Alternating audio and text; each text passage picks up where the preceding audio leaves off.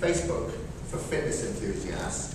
So people can no longer just look at ads and say, I want to look like this guy. You can be inspired by this person and interact with them. Find out exactly what worked for them. Talk to them. You know, and if there's struggles that they went through that you can relate to, then that's even better, because not everyone's going to relate to me. You know, people say, oh, it's okay, you know, he can get supplements whenever he wants. He's at bodybuilding.com or something like that. But within this book and within Body Space, there's people from all walks of life. You know, there's people that you may not know from the book or from Body Space that have just gone from extremes that you may not relate to. You've got Furious Pete. He calls himself Furious Pete because he was suffering with anorexia. He went to hospital. He almost died because of this condition. But then, when he left the hospital, he decided he was going to go online and see if he could find anything for his condition that could help him rehab himself. He didn't want to admit so much to his friend or talk to people about it because he was embarrassed of this condition.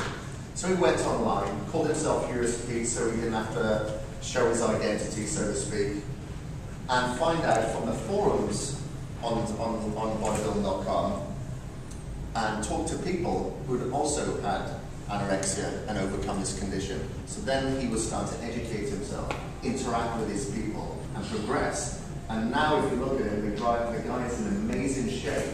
He looks absolutely fantastic. Not only that, he's a world champion eater. Gone from anorexia to a world champion competitive eater, and he looks great. Again, another extreme condition, you know, not everyone can relate to, but there's profiles out there for everybody to look and feel who crave the way they look. What's your goal? Do you have a goal, or what was your goal 5 years ago? 10 years ago was to win the Australian title. It took me 12 years to win it, but I won it. Yeah. And then from that it was to become a world champion. Then I gave myself a 10-year goal for that. That took 5 years. Okay. Not everyone can focus like Murray. He's a bit of a freak, you know. So Scott, what's your goal? What has been your goal? Same as Murray. I haven't quite done that one. To win the Aussie title. Close, once or twice. But to get the medal at the 2012 World Powerlifting. Great. So that's like a long-term goal. What about a short-term goal? Short-term goal is next weekend to break all the Australian Raw powerlifting records at the comp, the first comp of the year. So that's been, because I've just brought Raw in this year, so that focused on that one since the comp last year, so for the last 4 months. That was okay. Short-term goal. Yeah.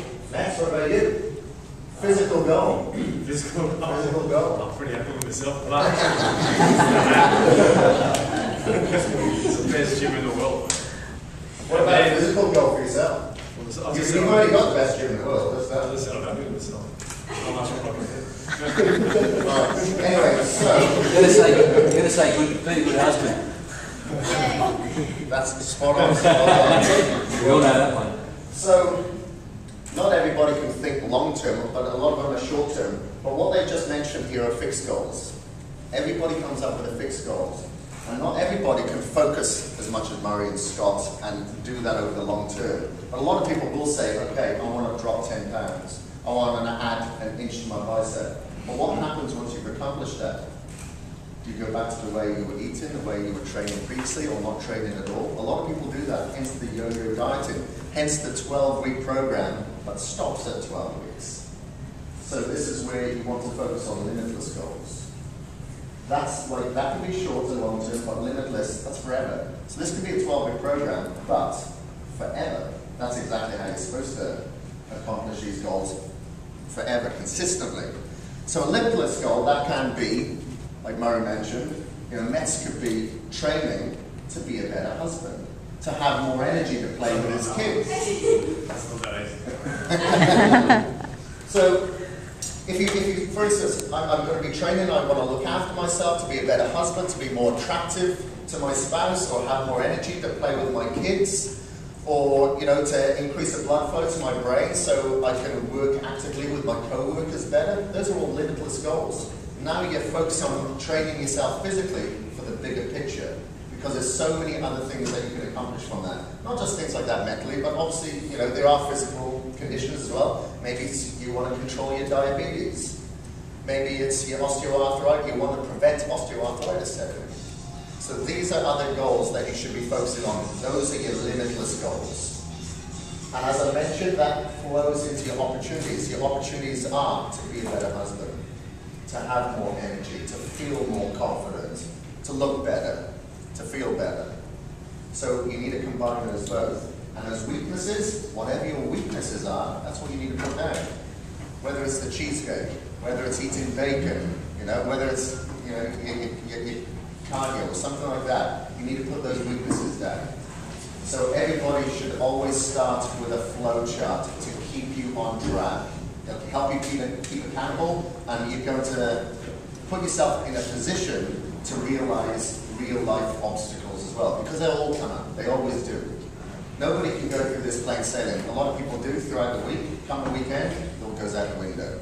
So that's where you really need to focus on the upcoming weekend. Don't focus during the week as much. Prepare yourself to fail. So then we move into the 4 pillars of power.